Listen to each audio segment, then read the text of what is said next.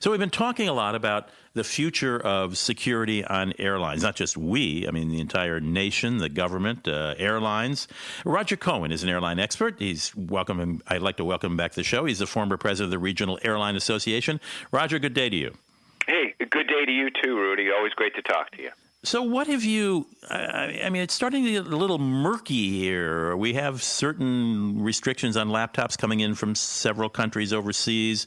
There's talk of banning laptops on airplanes all air flights coming into the United States. Where do you see this going? What's your political read on this right now? Well, Rudy, it's interesting because I think that's the interesting word is politics, because I honestly believe now that I don't have a dog in this fight. I'm not directly involved in the industry in any way. I think I might have a little bit clearer vision and the ability to look at it dispassionately. But I really believe this is politics masquerading as security.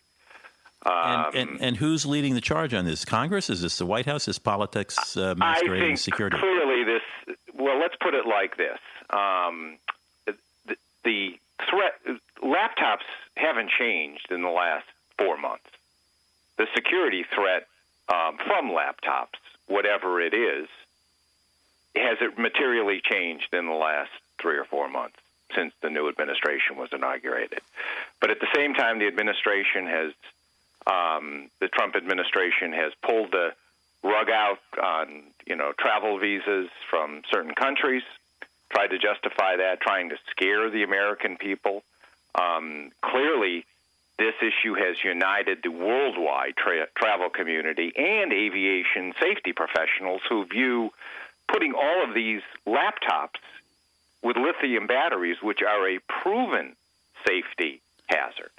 160 incidents recorded.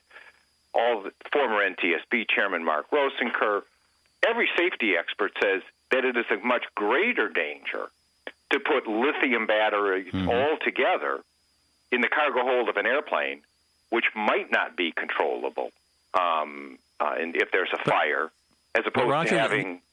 I'm sorry. I get your point. Yeah, but the insinuation of the administration seems to be that we have discovered that the bad guys are figuring out how to put an explosive device in a laptop. That seems to be the storyline, yes? Well, that seems to be the storyline, but if the threat were that significant and that great and that realistic, then why wouldn't it be done immediately? Well, true. I mean, I couldn't agree more. Are there any airlines that support this?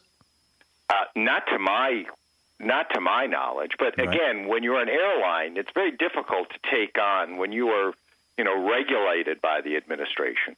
Sure. It is very difficult to call them as you see them. Yeah.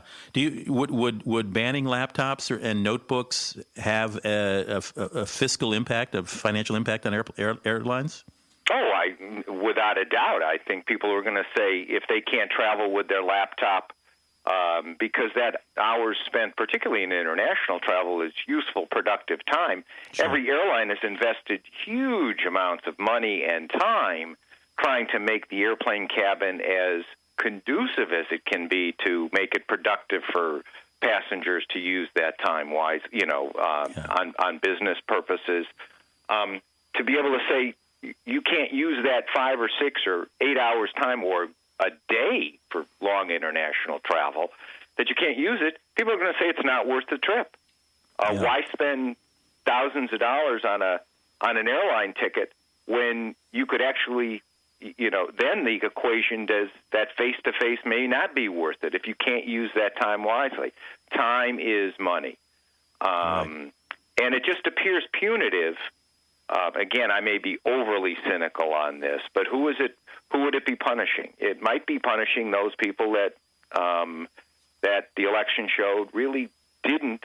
I don't have the figures in front of me, but I would bet you that international travelers probably were not the core supporter of this administration. Roger Cohen is former president of the Regional Airline Association. Roger, thanks by stopping by.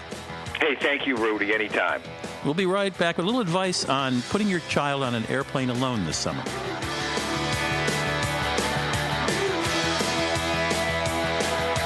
Rudy Maxa's World with the Careys phone lines are open 24/7 at 800-387-8025.